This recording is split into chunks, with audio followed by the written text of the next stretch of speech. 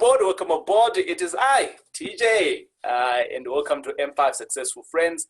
As it is, like any other day, we bring out guys who are really doing it, killing it in their own space of property and anything that has to do with property. If this is for your first time, where have you been? But if it is your second time, third time, fourth time, welcome aboard and welcome back. It is an honor and a pleasure for me to be bringing out to you the Kuro guys. I should say that before I actually introduce them, I should say that, you know, when I started off my property journey, I used to look up to Shane. Shane was my go-to guy. And I had found him in the network and he was just doing amazing things and I could admire him from a distance. So it is actually a pleasure for me to be having him on this podcast, M5 Successful Friends, so that we can chat about his journey and how his business partner, Mate, also came into the picture. Guys, welcome aboard. How's it going? Thanks, TJ. I appreciate it. Going very well this side, eh? Good, good. So I'm going to start with Shane because I have known Shane a little bit longer. So when I started off my property journey, I started seeing you, Shane. Yeah. And in the networks, I don't know how many deals I've sent you to say, Shane, have a look. And Quite each time few. you come back to me and you say, TJ, I'm working on it. TJ, I've got an investor. No, TJ, the money is gone. And where are you from? I mean, I'm Joburg based. Where are you from and how did the properties thing start for you? Yeah, so from my side, originally from the West Rand, back then. So yeah, the property journey started, I think, like a lot of other people as well. There's always been a drive from the youth, always drawing pictures of houses, always been interested in civil engineering and architecture and everything. But from there, reading the Rich Dad Poor Dad, reading other multiple books, and just doing a lot of research into different fields and stuff. But often what you find is, the Americas, they dominate the space and anything that you research lands you up right there. So a lot of that research just drove me to the position of like, I want to be in this space. This is what I want to do. This is my passion. Your construction is everything that I breathe. So a lot of that ended up in a lot of research and finding out where in South Africa can we achieve this type of thing that Americas have. And that led me through to Sapin and Andrew Walker. Through that, I got a bit educated through that, sort of took me under the wing and a lot of online research, books that I read. And yeah, then eventually partnered up with Matt. And then from there, things 10x, Dan. Awesome. Good. Great having you around. Mate, I just started you coming into the picture and I was like, where's this guy coming from? Where are you from and how did your journey also kick in? Yeah, so I don't live too far away from Shane, a few kilometers, although we never actually met in our own neighborhoods. We met at a Sapin networking event. But yeah, I've been born and bred in Randburg in the north of Joburg. And my property journey started off like many others. I had an interest in property. I never owned any property or anything like that. Yeah, it always interested me, and I always knew that having just one job or one source of income is never enough, and you always have to look at multiple funnels of income. And I always knew property has stood the test of time, and I knew that I needed to get involved with it in some way, but never quite knew how to go about it. And then I stumbled upon the Rich Dad Poor Dad book, like Shane mentioned. And from there, I started to get an idea of what it's all about. And then I made a decision that I needed to go after it. I'm going to show off, right? So, there it is. So this is copy number 4 or 5 in my household, right? Nice. And in this copy here, so how I stumbled upon this was that my wife, about 3 years into getting married, she bought me one, not this copy, and I never read it. And then I went on to a seminar and they were talking about this guy. So I started going online a lot to look for what's happening. And then I kind of like trying to figure out, I know this book, I've seen this book somewhere. And I turned the house upside down the one weekend and boom, I found it. It was a Saturday, round about 7-ish. I read it until 2 in the morning. I was done. I was so fired up, it's not even funny. The Sunday, so we got a tradition in our household. The Sundays, it's home time, so we don't do anything. No phone, no nothing, no TV. We just connect, right?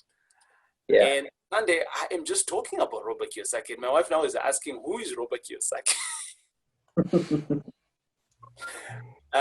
So this is actually a copy that I bought my son for when he turned 12 the other day.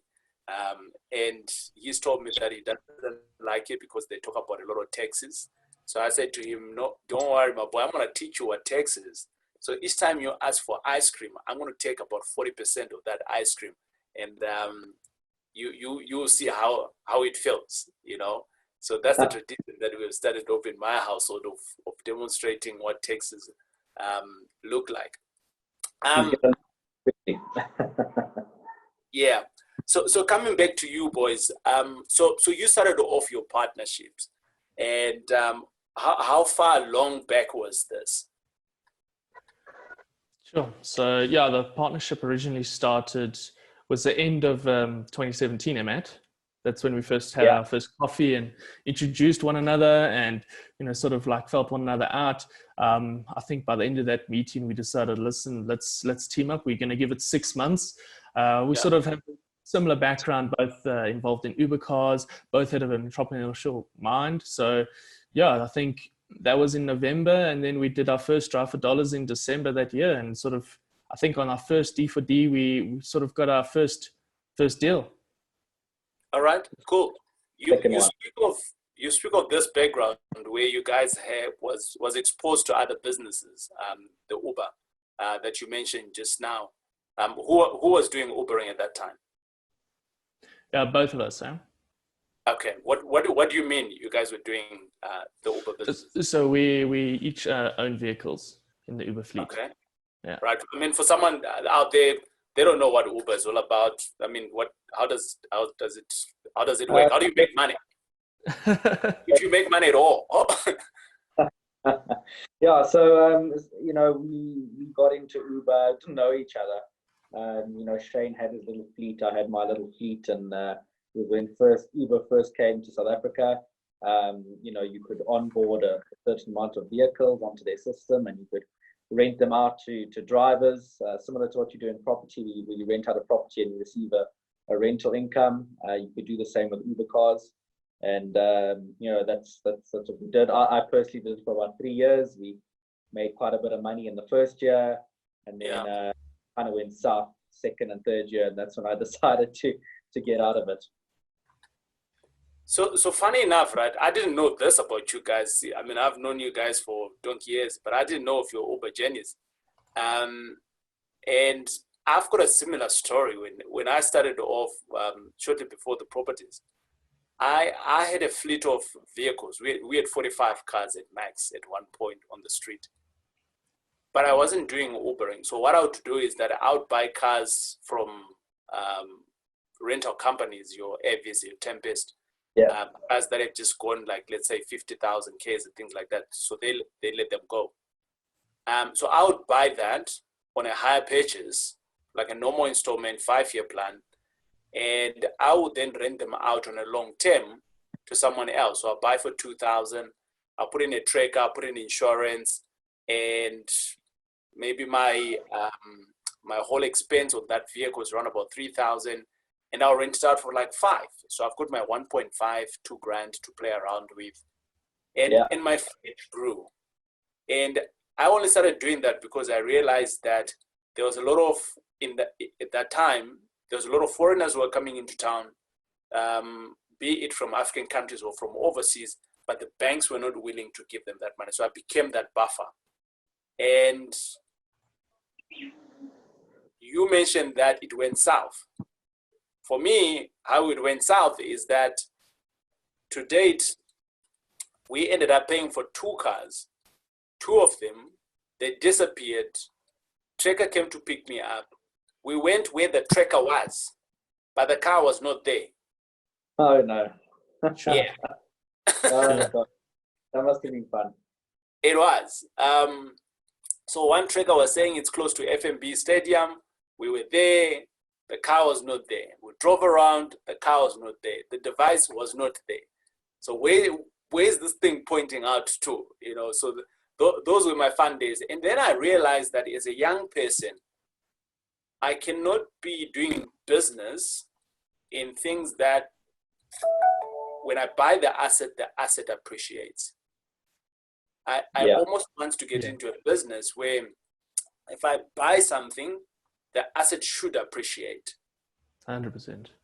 That way I'm working twice. You know, I'm working now in that business, but the appreciation also is helping me to grow. So when I started seeing the property space, I was like, oh, this is what it was, but I didn't know how. And I just want us to jump into that because now both of you guys, you are in the Uber space and, you know, you kind of like felt each other. You know, if we were in Cape Town, that would sound very wrong. But I'm glad that we're in Joburg. So now you're in this space now where you checking each other out. How did you gravitate to each other? You know, and this question is both to you because it's about you. Because I meet a lot of people who say they struggle in finding partners. And for me, having seen you guys grown together and doing deals together, you besides my own partnership, you are the next best partnerships that I can say to people. If you're struggling, go and see Mate and Shane. Well, You know thank what you. I mean? So how did that work out for you as an individual to get that comfort from the next person in the early days? Matt, you want to lead with that one?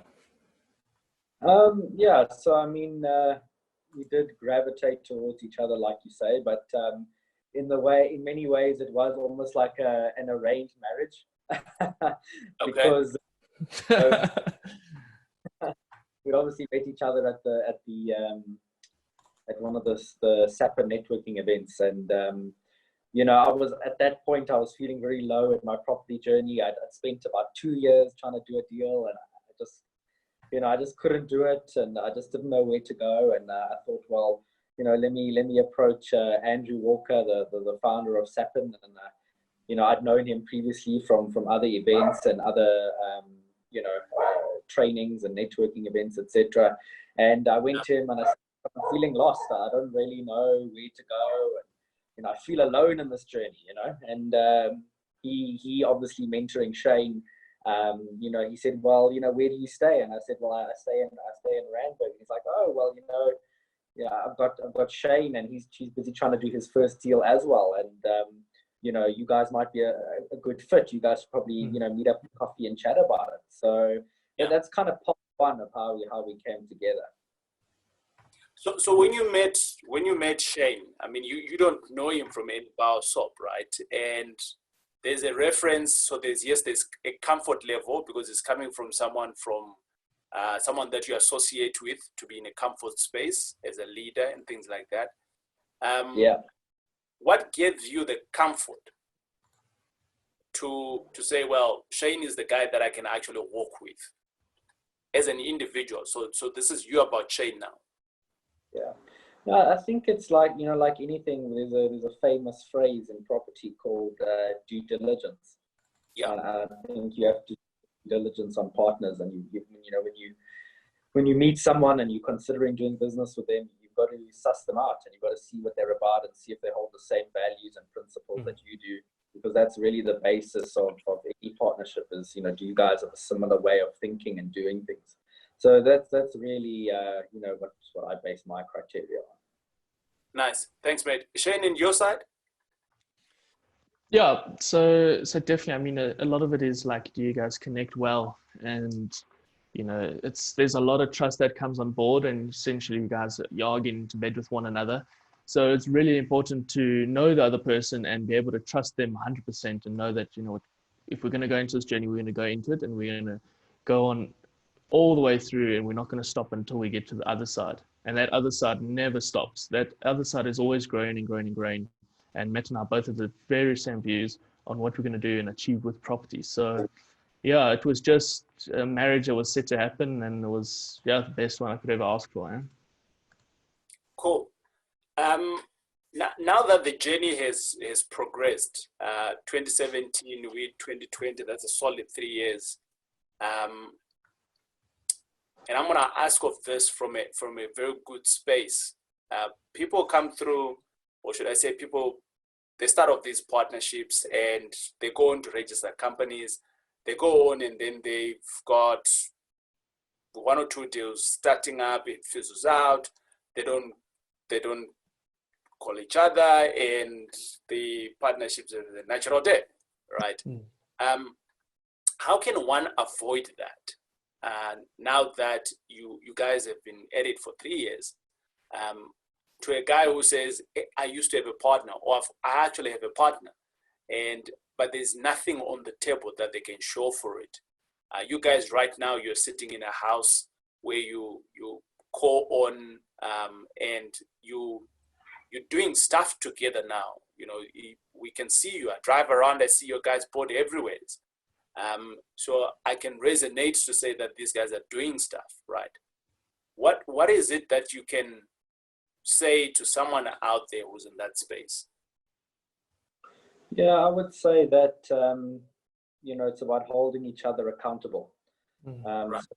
So you've got to set clear guidelines on what you want to achieve, and how you're going to go about that, and who's going to be responsible for what. And that comes with identifying different skills within one another. You know, who's better at what, and that doesn't come immediately. You know, that takes months, years to sometimes realize. So that's always the first step, is to identify, you know, what you're good at, what your partner's good at, and make each other accountable for doing what they need to do within the business. And you have to take it a step further. You know, try and document things. You know, so if you have an agreement with someone, or a partnership, or venturing into business together, try and have your documentation and all your ducks in a row. So make sure that you specify, you know, via agreements and contracts exactly, you know, how things are laid out, you know, within your business, so that there's no, you know, ambiguity or confusion further down the road. How do you balance that off, mate? You speak of having the correct documentation and things like that as you're starting off. I was actually amazed at one point. We both share a lawyer, and Bruno Semao, and at a time I was busy doing our MOIs and shareholders agreement. And as I was leaving, I bumped into someone senior, very senior to both of us, in our circles. And he says to me, hey, TJ, I hear that you guys are clipping your shareholders agreement, the MOIs. That thing is beast. And it hit me like, you are like 10, 20 years ahead of me. Are you saying that you've never done one before? So I didn't ask that obvious question. So I went on to ask, are you guys busy with yours? And he says, yes, this is my first one that I'm having to do, because I've been bent before. How do you balance having a deal on the table? I've just mentioned now, there's a deal on the table, and sorting out your house in terms of paperwork. How do you balance those two? You know, it's not always an easy thing, especially as a beginner, because, you know, as a beginner, you're very much overwhelmed by everything that's going on. Not just the legalities, but, you know, everything within the deal. You experience so many different emotions, and you know, excitement and fear at the same time. So I think it's really about just keeping a level head first and foremost, and also, you know, not pursuing anything that you're not comfortable with, because no deal is worth, you know, putting yourself at risk where, if things do turn sour, that you're going to, you know, get a hiding. So always make sure that you find your level of comfort and and be comfortable with the level of risk that you're taking on. If anyone forces you into some sort of deal where you don't feel comfortable or it doesn't quite sit well with your values, your ways of doing business, then it's probably not a good thing to go into. Okay, cool. Now, I just wanted to ask a question, right? Especially around these partnerships. I mean, you guys have done partnerships across board. Are you only doing the partnerships with the two of you guys, or do you open up partnerships with other people as well outside the two of you? Yeah, so we do bring on other partners and investors on board to the different deals and stuff. Kura as a whole is just Matt and I. It's essentially how we'd like to keep it as well. But for the majority of things, other investors do come on board on the different projects with either JV or as angel investors in the different projects. Okay, cool. And how has that worked out for you guys? Is that your happy space? Do you guys want to just go solo? Or is this in the next 5-10 years, this is your happy space? I think, I don't know, Matt, just let me know if I speak for both of us, but from our side, yeah, we are very happy in the space that we are playing. For a big part of our business is about empowering as many people as possible. So keeping it close just doesn't work for us. We want to grow the Kura brand, but at the same time, we want to be able to extend all that wealth creation to as many people as possible. So our whole view is to go to as many angel investors as possible and say, listen, loan us some money. We'll show you how to grow your money and we can guarantee your returns. And then through that, they learn a little bit about property. They gain great returns on their monies that they've invested. And the more people we can target, the better for the economy as a whole, especially through what we're going through at the moment. Yeah. Your guys' model is very similar to mine. I mean, I hang out as well with as many investors and things like that. And that's my happy place, bringing in other people on board. You share the risk, you share the benefits of it. But I've also realized that there are other people out there who are wanting to be in the property space, but for whatever reason, it could be commitment of work, commitment of time, and commitment in the head that they cannot do it. They're happy to ride with someone else who is doing it. Do you also find people like that? Yeah, 100%. I mean, a lot of people, we do get, say out of the 100 investors, you'll probably get 1 or 2 that are fully committed to you and another 10 that you have to really sort of help work with along the side. I mean, it's not an easy game. A lot of people are fearful of, putting their money out there. Again, we are small, we're a growing company as well. You don't have that massive brand behind you, but it is where we are leading to. And again, a lot of it comes down to trust and open communication with these investors. It's not easy to ask for 500,000. It's not easy to ask for 20,000. For some people, that's a lot of money. So I don't know if you want to add anything there, Matt. Yeah, so just to, I think Shane summed up the investment part of it as well, quite well. But what we also do is, we also bring on people that are aspiring, real estate entrepreneurs and people that do want to get involved in property, but like say TJ, they might be, afraid to take the first step or they would rather rise with someone else. So we do bring people into our business that we can see are, do have an interest in property investment, do want to better themselves, maybe need a little bit of guidance. So we do bring those sorts of people on board as well, especially when we see the Okay, good. That's good stuff. And I think that comes from a space of individually you are wanting to help others. So it's not just about the money.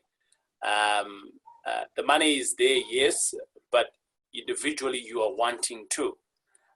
And that's very rare. So recently we have just started off a training brand called M5 Experience. And the idea there is that we've actually realized that a lot of people that are coming to invest with us, they are wanting to do it. They've done some education of sort, but for some reason, something holds them back. So how do we enable such kind of people who could be having money bigger than what they've invested with me, to go on and do bigger things? But as well, I recognize that not everyone wants to go big. Not everyone wants to buy a big building that TJ is building in such and such an area. I've realized that. You know, I was one of my coaches, and he said to me, you know, TJ, I just bought like five buildings. I'm happy with it now. I'm okay with it. I don't want to grow. I'm actually taking a holiday within this next 2 years, and I'm going to focus with something else. I'm like, what is wrong with you? I would buy a whole precinct if I can buy the whole of Johannesburg. You know, we can just rebrand it, TJ. You know what I mean? Yeah. But we're not all like that. We don't have all those ambitions. For some people, they're happy to grow to a certain position. Mate, I want to come back to you from a personal perspective. What does property mean for you as an individual? So I think first and foremost, for me, property is freedom, and you know, property gives you the freedom to do so many different things. You know, as we all know, the property sector is very vast, and we all try and find our little niche within property, and we try and excel at that. And I think I love the opportunity that property provides. You know, so many different people. There's so many different ways to succeed in it and make a difference to the world with it. You know, so I think first and foremost it's freedom, and also just the financial freedom as well. You know, through property you really can emancipate yourself from the pressures of the financial pressures of everyday life, and you know, just having a regular job. So for me, if I could sum it up, it's really about freedom. Okay. When you're saying freedom, so you speak of financial freedom. So the bottom line of it is that, you know, you're buying these assets, and these assets are paying you, right? So that's more on the buy to rent side, because I don't want to say I'm anti, but I'm not pro flips, right?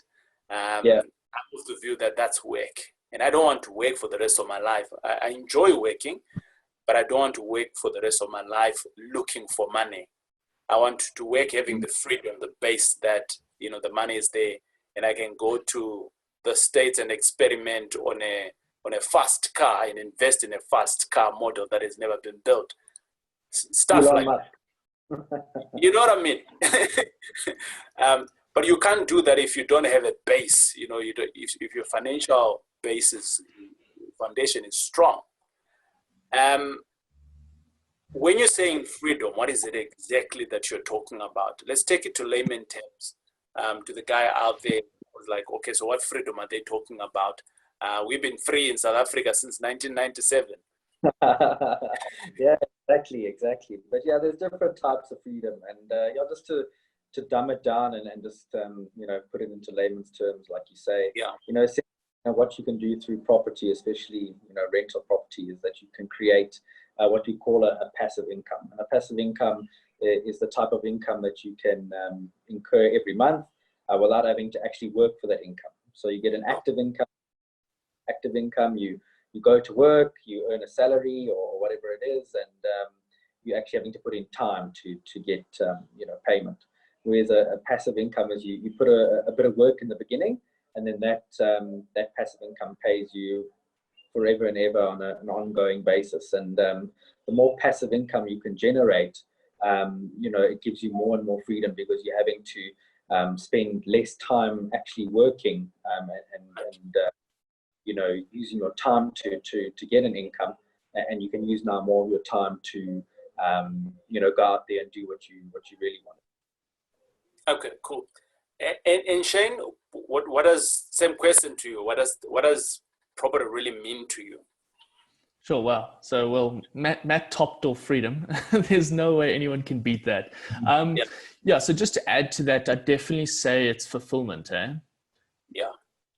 Yeah. So, you know, when you wake up every day and you know that you're in property, and property is exactly the space that you want to play in, it's another feeling that you don't often find. And, you know, it's to the individual what space that fulfillment is. To myself, property is a space that, you know, fulfills me.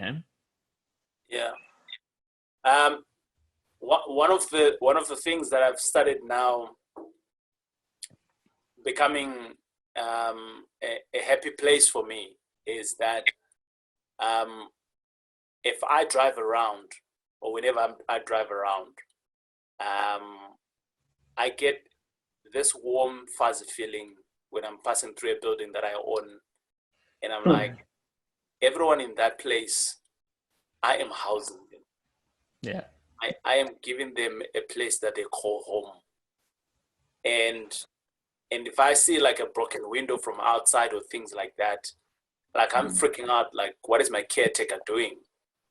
Because if it's not for me, the deal that I've put together and bringing partners on board and things like that, actually all of these 30 people would have nowhere to stay, you know? And for me, I think that when I started off, it wasn't like that. It was, for me, it was money. I was wanting to put bacon and eggs on the table and maybe go to Durban once in a while. That was me. Yeah. But my journey is now progressed, and that fulfillment that you speak about, Shane, of late, within the last 6 months, it hits me hard when I go through these places. Now I try to figure out when I get to one of the places that we've built or the building or whatnot, and now I want to find things that makes that family comfortable. Yeah. You know, when I get there, I see the kids are lingering around. I now start thinking, what can I do for this? Can I build a basketball court? Is there a ring that I just need to put in the car park? And that gives me warmth, because I'm thinking, if I drive there with my child, like now, can they just engage with these other kids and be normal? You know what I mean? Yeah, property is definitely a space of, from Kura's side, is empowerment and integration. You know, through the sale of the property to the construction of the property and the eventual person who is going to stay in that property, it's about empowerment. And, you know, for a lot of people, they have different dreams, but, you know, a dream always starts underneath the roof. You know, right. from Apple, from Amazon, everything, it was underneath one roof, and that's where dreams start. And that's what, you know, we aim to do as a group, is to empower as many people as possible to follow their dreams and, you know, live in that safe space where they can pursue their life and, you know, raise their kids in a way that, you know, they can then go on and empower and follow their dreams further. So that's the space that we want to do, is be able to help as many people as possible and integrate as many people as possible. Right? Okay, great.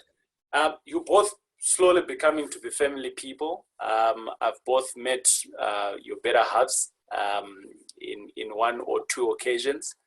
So I'm going to ask this question because it is a question that a lot of people ask me and say, how do you balance the two?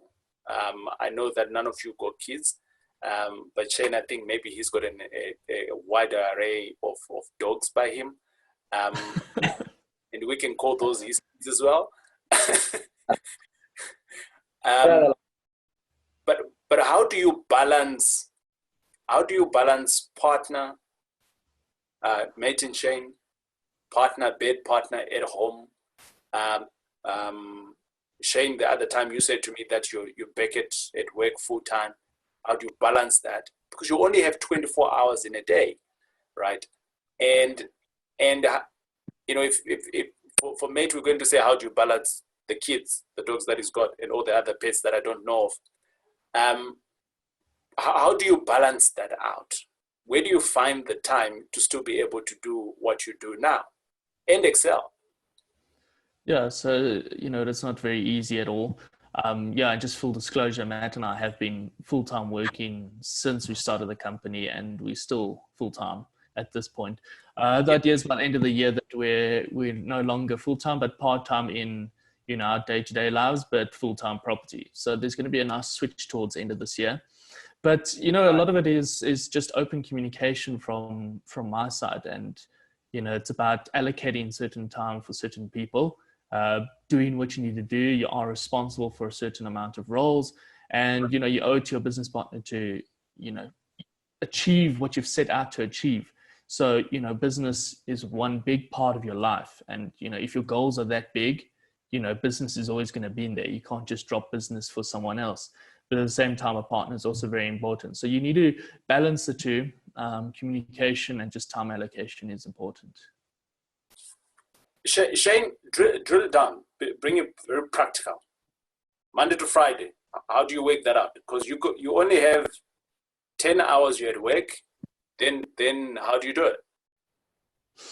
Sure. So, yeah. I'm a little bit different. So I'll wake up a little bit later, and then I'll work during the day, then spend a little bit of time in the evening with everyone else. And then I'm up from 10 p.m. till 4 in the morning working, and then I'll go to bed again. That's sort of my routine, and that's what I like. Matt is the complete opposite, but that's where Matt and I balance out each other quite well. Cool, mate. Same question to you. Yeah, so I think it's just important that the people listening understand that no one has the perfect life, and Right. no one has a perfect balance. And if they tell you that they do, they're lying.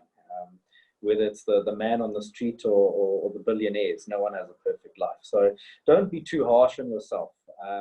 If sometimes you find that you aren't making time for certain things, as long as you're striving towards that perfect balance, then you're probably already there, because you're already mindful that you need to have a balanced life, and you can't just be a workaholic or someone who doesn't focus at all on personal growth, etc. So I think that's very important to keep in mind. And I think it's not what we find time for, it's what we make time for. So you've got to just look at the day, and you've got to almost segment it and say, okay, what do I need to achieve today? And Right. with time frames, can I do those things? So, what time can I exercise today? What time will I be doing my general normal job? What time can I set aside to do some personal learning or focusing on my business? So those are the things that you can do to try and help balance life. Setting aside time for spending time with your family, your wife, your kids, etc. I mean, those are just as important than your $1 million business meetings. So it's just about ranking things as they should be ranked in terms of importance, and making sure you get to those tasks. Cool. Because there's two of you in the business, generally in the next segment that I'm going into, we generally share a deal on how exactly we have progressed on a deal. How did we find it, all the way to, is it making money? Is it a good deal, a bad deal? From your perspective, when I started off in this journey, my wife and I, we actually had a property that we owned, and it was not cash flowing. Well, it was cash flowing negative, Yeah. and with what we know at that time, that was good, because property was a 5-10 year plan for us. We had that view that in the next 5-10 years it's going to start making money for us. So perspective in terms of people, it varies, and that's why I'm asking this question to you guys, to say, in your perspective, with sharing your deal, I'd like you to share one deal, maybe a good one and a bad one. And the reason why I'm saying a good one and a bad one, I'm also in the same boat. There's some deals that have gone bad. On our YouTube page, the worst one that I did was last year. It was a ghost house. I spent a whole lot of money and time. It was out of town. I thought I bought it like at a stupid amount, but the amount of work that I ended up doing and putting in, and the sweat and the drives and all of those things, I'm 400 out of budget. Wow. Yeah. I'm never going to come back out of that. So, but the reality is that it's standing. Yes, I'm renting it out. What I was thinking of renting it out versus what we're getting now, because it's a small neighborhood, small time town, it's 50%, but I took it by the chin. I continued. You press on, and I don't know who's going to take a good deal and a bad deal. Yeah, I think jump in together and help one another out through it. Okay, seeing that it's a partnership anyway. Exactly. Okay, cool. Let's go. Cool. So I think it's always better to start off with the bad news than the good news. So let's start with the bad news. Yeah.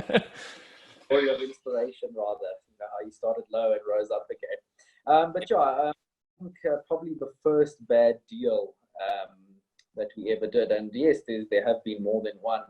And I just want, you know, the listeners to know that if there's one thing that's guaranteed in property, you are going to fail. And it's a good thing, because you're what teach you to succeed eventually. Yeah. So yeah, I mean, we came fresh off our first flip that we did in Randburg. First ever deal. We made a sweet profit. We thought we were the kings of real estate, and you know, we were really motivated, and we want to do our next deal, and we were like, we have to close the deal first couple of weeks of the new year. Let's do this. And you know, we started following up on our leads, and eventually a couple of leads came through, and we found a willing buyer and a willing seller. And you know, given our enthusiasm and, you know, all of those things, we just had to close the deal, and we had to close it at whatever price. You know, looking back, it's probably the correct price. Worst case price that we should have closed the deal at was probably about 1.2 million. And we ended up closing the deal at about 1.4 million. And we knew it was a stretch before we got into the deal. We were so big-headed, and, you know, we thought, you know, we can do even better than the first time, and we can make even more profit. You know, we took the deal on. And the biggest issue was we rushed everything.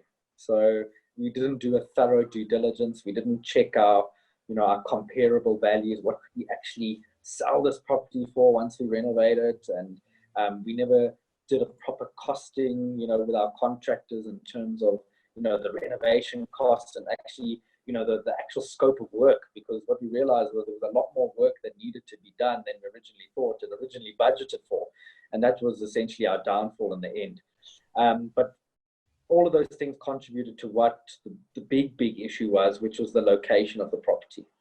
And even though we bought this property in the same location where we did our first flip, you know, what we didn't realize about real estate is that an area is one thing, but sometimes just being on the wrong side of a road can make your house way less valuable than if you were in a better position. And this property that we bought was backing off of a commercial property. And it wasn't the best looking commercial property. And most homeowners don't want to stay behind a commercial property due to, you know, security risks and just aesthetic look. But, you know, we figured it wouldn't be so much of an issue. We'd build the wall up a little bit and hide it. But let's just say that never worked. And we ended up throwing money into this deal, you know, trying to spruce it up even more to make it more appealing. And we were just digging a bigger hole for ourselves. And, you know, we got an investor on board to put in the renovation and other costs. And he came on as a JV partner. And you know, even though he knew the risk going into the deal, being a property guy himself, you know, it was a really bad feeling for us to know that, you know, we brought him onto what was essentially a bad deal. And we tried selling this property. We tried, you know, lowering the price consistently. It just wasn't flying off the shelves. The offers that we were getting in were just super low. You know, we had so many issues, you know, during the build and the construction that we had a contractor that essentially screwed us over, and he ended up just basically abandoning the project and not finishing it.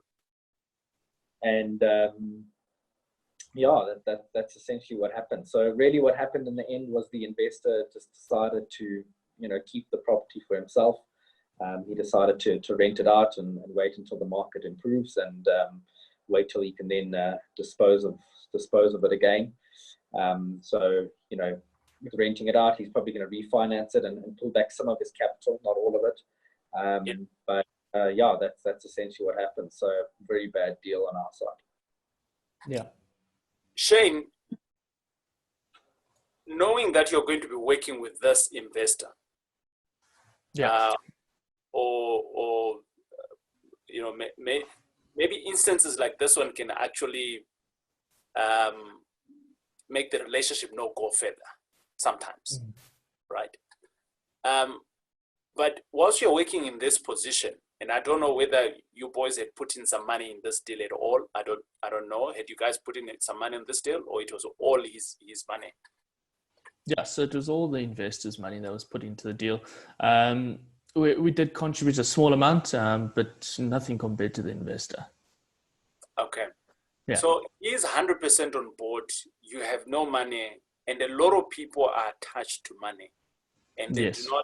they don't see your effort that you have put in, in terms of finding the deals, the effort, the time that you've managed to get it, and things like that, because all of these things are invisible to them, right? Yeah. The relationship that you've forged over the period of time for this deal to have landed on your lap, whatever way or the other.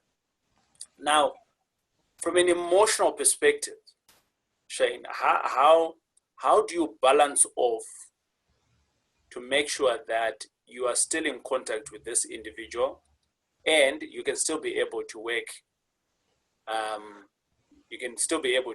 together in the future? So how do you, so it's an emotional perspective, you as an individual, how do you deal with it?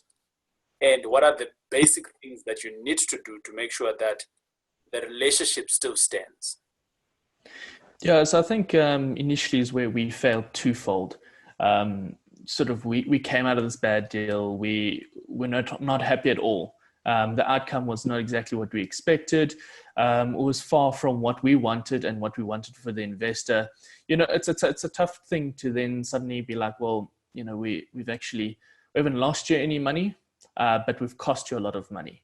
So, Sure. It's a tough thing to say to someone, listen, we've failed, but it's all on your hands and your shoulders. So, initially it took some time for us to actually go back and approach and just, sort of somewhat apologize, and then, try and regain what we did have as a relationship. But a lot of it just comes down to communication, and that's where we failed at first, is we didn't communicate properly. We didn't look Right. for solutions that we could have possibly walked into with the investor. And it was more, I think, out of fear from our side and, disbelief and, sort of disappointment in ourselves as individuals and as a company. So, but, if I can just recommend to anyone, is just keep an open communication with people and always, strive to grow your relationships and keep your relationships strong. And in the end, this business is just all about relationships. Okay, cool. Let's jump into the good deal. You've shared some cool nuggets there, and I'm glad that it's coming from someone who's done it. You lived it and you have done it, and it has made you grow as an individual. So high five to you guys there. We cannot do it; it's in Corona time, so okay. Elbows. Yeah. Cool. Let's jump into a good deal that you guys did and you walked away smiling, money in the bank. Yeah. Okay. So with this one, it was a draft for dollars. This one is also in the Randburg, Kensington B suburb. So we actually sent out one of our juniors. They went out and they did a draft for dollars for us, and they came across a few distressed properties in the neighborhood. We followed up on the particular lead. Matt can talk about the interaction with the particular seller, but very interesting. But from the basic point of view that this property was in a major distress, there was sort of an ongoing relationship between the wife and the husband that just didn't make any sense. They lived in different provinces. It was a little bit odd.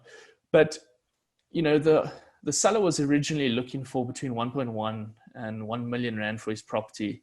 And, we went to him back and forth between the lady who was actually staying there, his wife, and him. She didn't want to sell at all. He did want to sell, but, obviously at his price, and he was committed to his price. So we negotiated down with him to 875,000. So it was a nice win for us. And then he just went blank. He just faded away. We couldn't get hold of him. There was no news from him. And then I think the next week we figured out that he had listed his property online with a couple of agents. Right. So we were like, middle fingers to you. Thank you very much. But, dude, like go behind our back and everything.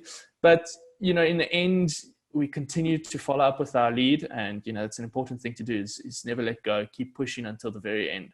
And, so it didn't go his way. He got offers way lower than ours. It just didn't come right for him.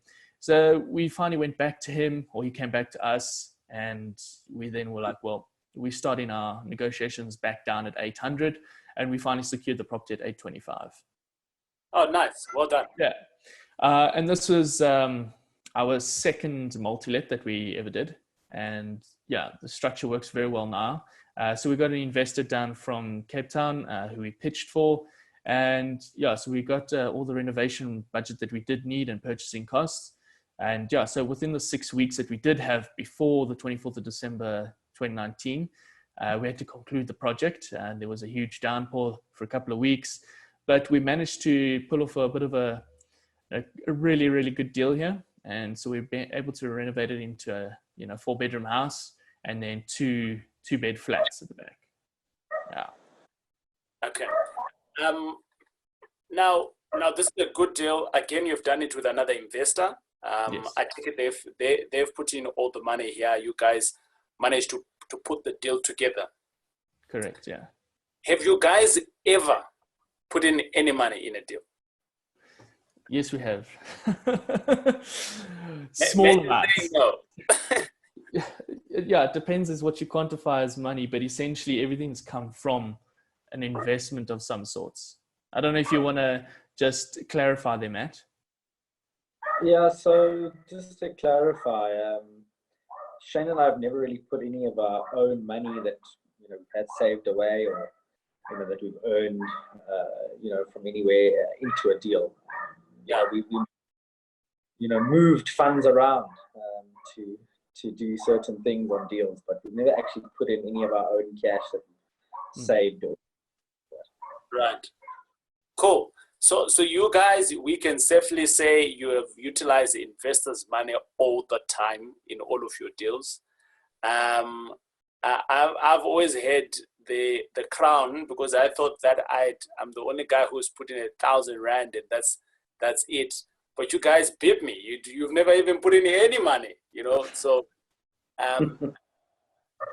but I want to speak about that specifically because you've got some people that are coming in with the money, and you're still coming in with the deals that you're putting in. How do you have the conversation that they put in the money 100% and you don't put in anything at all? I find uneducated people out of the property space, they find it hard to comprehend. So from your guys' side, how do you guys work with such kind of individuals? It's a partnership. Yes, it's a 50-50. Okay, fine. So I'm expecting you guys to put in your 500,000. No. Yeah. So, I think again, it's about communication and how you communicate with someone. You've got to communicate clearly from the onset. Don't fool someone into getting into something and then right at the end you say, oh, by the way, we're not putting any of our own money in. I think you've just got to set the parameters from the beginning of the relationship and say, this is how we do deals. These are the pros, cons. This is how you can benefit from it. This is how we benefit from it. And, this is the way forward. Obviously, you can be flexible in your approach and, if an investor comes on board with a good idea, then of course, be open to that. But I think it's all about how you communicate exactly what you're doing. Because when you communicate what you're doing and you yourself understand it and you can communicate that effectively, most of the time people are going to understand that and buy into it. So it's just about honesty and integrity and, just really, communicating what you've done to get to this point. Because a lot of people think, oh, well, you're just putting in the deal, I'm putting in all the money. But, actually putting the deal together is the hardest part. That sweat equity that you put into a deal is very valuable. And most investors will understand that. Because it's not every corner that you find a good deal. It takes a lot of work. Okay. Mate, if you were to look at Mate in 2016, right? With what you now know now, what are the 2 things, maybe 3? What are the 2 to 3 things that you can tell that individual to do I would say, I mean, 2016 me, I was still busy with the Uber cars. Yeah. So I would probably Get out. tell myself, yeah, get out. No, but I think, what I was going through at that time, and going through that, and at the point where I'm at now, I would have told myself, stay strong. The bad times are there to make you stronger, and to guide you, because there's always going to be obstacles down the road. Whatever you do in life, there's going to be hard times, so you need hard times to prepare you for other hard times. So I would say that to myself is actually times. That would be definitely the first thing I say. And I think just say to myself, have self-belief, believe in yourself, believe in your journey. Don't compare yourself to others, because I think sometimes we compare ourselves a lot to others that are successful, and we think to ourselves, why am I not like that person? But everyone's journey is different. So I'd say to myself, embrace the journey, and just keep following your dreams. That's what I'd say. Okay. Shane. Yeah, so from my side, sure. I think a big thing is focus, eh? Yeah. I'd go back and tell myself to focus. Don't have your head up in a cloud, and don't try to do too many things at once. Follow what fulfills you, follow your passion, and make sure that you focus on that solely.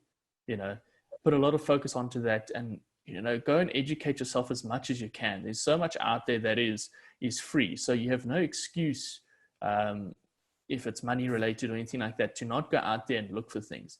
There's a lot of people that can assist you, and a big thing that's really helped me through my journey and stuff, and every stage of my life, has been mentorship. Is go and find someone who you look up to, approach them and say, listen, what is that I can do for you that you can assist and mentor me?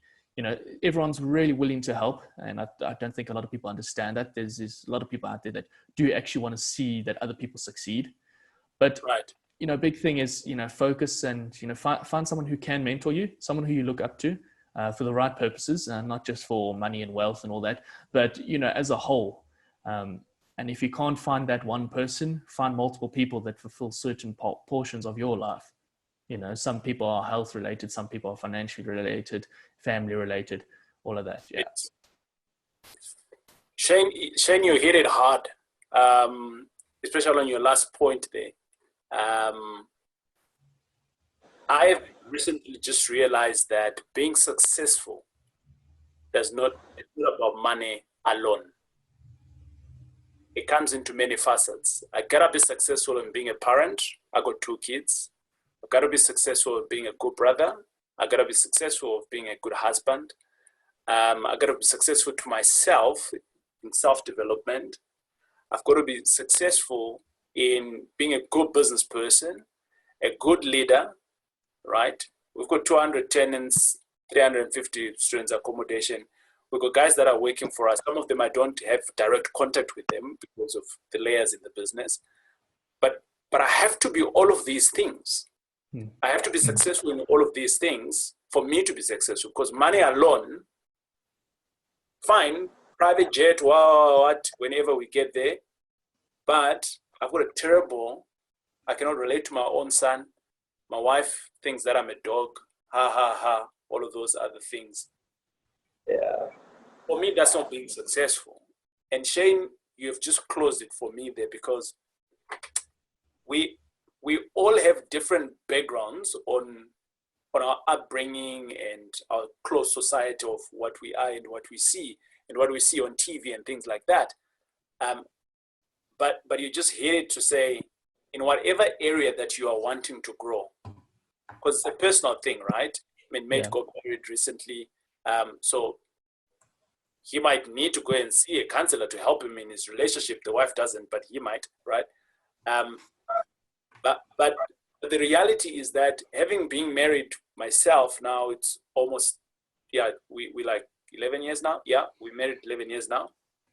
I have seen that you can actually just journey along without journeying it in the best. So if you put that accountability elsewhere of other people that are doing it better, who have also been helped with other people, then you start excelling into the best. And best does not stop, isn't it? It's like a stadium, you know. There's always a next step to excel into, and at the bottom there's always others that are wanting to be there. So yeah, you just hit home for me there. Thanks, Shane, for that. Closing comments from you guys? Anything you want to give a shout out to? And you know, M5 Successful Friends, it's all about inspiring and educating. And I'm gonna start with you, mate, from that point of closing. Yeah, I'd just like to thank you personally, TJ, for having us on your podcast. We're very honored to be part of your Successful Friends. And yeah, it's been a lot of fun and really insightful chatting to you. So thank you.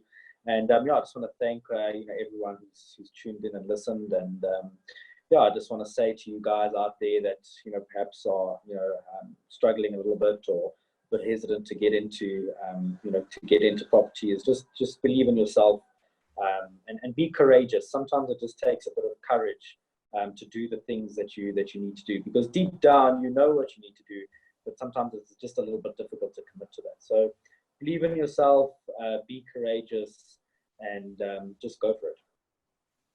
Believe in yourself, be courageous, and this is of 2017 from being an Uber owner. And how many deals have you closed so far, mate? So to date, we've done about 10 projects. And 10 projects, and this is just in a space of like 2.5 years or something like that. Yeah, definitely some good comments there. Shane, your closing comments. Yeah, so just firstly, thanks to M5 and you, TJ. Yeah, and another one is just thanks to everyone who has personally helped us out, both Matt and I. And a big word of thanks to, you know, our team. They do a lot of hard work in the background as well. They are committed to us, and we are very thankful for all the work that they do bring on board. And yeah, to those people who do invest with us and believe in us and trust in us, there's some really, really good times coming up ahead. And as a final thought, just if anyone has taken anything away from this little podcast that we have done now, is I think reach out. You know, we're always here to help and advise. And if there's anything you want to know, or, you know, if you need any assistance with anything, you know, Kura is here to assist you. So we look forward to interacting with you more, TJ, and anyone else who comes along our path. It's just all about empowerment. Boom. Thanks a lot, guys. It's been great having you guys along. I want to say that in the notes here of this podcast, together with the YouTube, depending on which channel you're viewing this on, I'm going to put the website for Kuro, and happy for you guys to reach out to them. They're doing amazing things down here in Johannesburg. They do partner up with a whole lot of people in the many deals that they have, in the buy-to-lets, in the flips that they do. So if any of those two fancies your style, these are the guys that you need to hang out to. It's been great. Awesome. And thanks to my business partners and my bed partner as well for allowing me to be doing this. And until we meet again, God bless. Cheers.